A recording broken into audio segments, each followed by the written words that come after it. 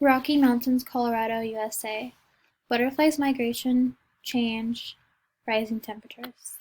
The monarch butterfly, also known as the Danis tuxipus, the butterflies are endangered due to rising temperatures messing up their biological time of determining when they should migrate to for the winter.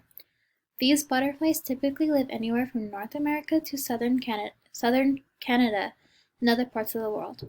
However, we will be focusing on the North American group of butterflies. They are most commonly found living in the Rocky Mountains.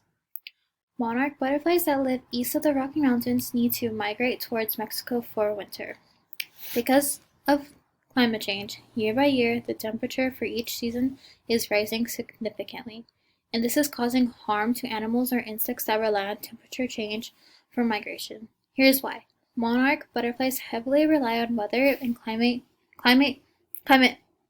to determine when they must migrate, when they must reproduce, and when they must hibernate. As yearly temperatures rise, monarch butterflies tend to leave later for their migration start.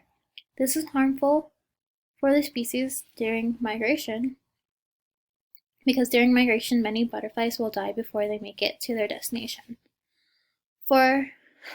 Their south migration coming from Canada has been delayed already 6 weeks. The warmer temperatures confuse the butterflies' biological instinct to start heading south. Therefore, by the time they start their migration, the weather is too cold, making the monarch population decrease.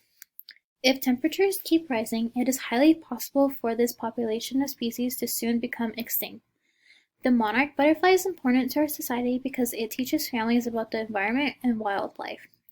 Without this iconic species, we lose that impact that these insects have on us. Currently, there is not much we can do to stop this other than changing our ways and adapting to help reduce the warming of our planet.